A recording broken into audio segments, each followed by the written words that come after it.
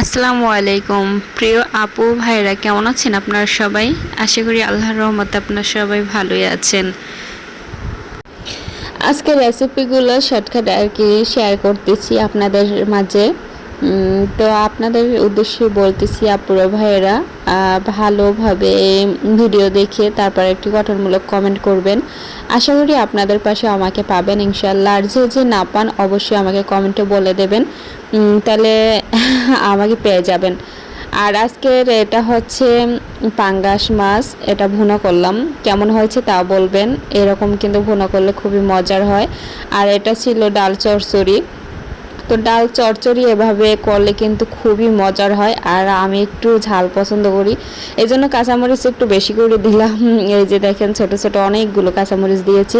এটা আর কি চচ্চড়ি করব। তো এভাবে চচ্চড়ি যে করেছিলাম খুবই মজার হয়েছিল। আর আপনারা যদি খেতে চান আপনারা এভাবে ট্রাই করে খেয়ে দেখতে পারেন।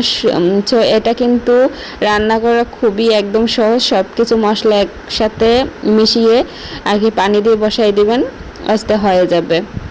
এটা কোনো আর কি প্যারা নাই, রান্নাটা একদমই সহজ। তো আজকে এই পর্যন্তই আপনাদের মাঝে।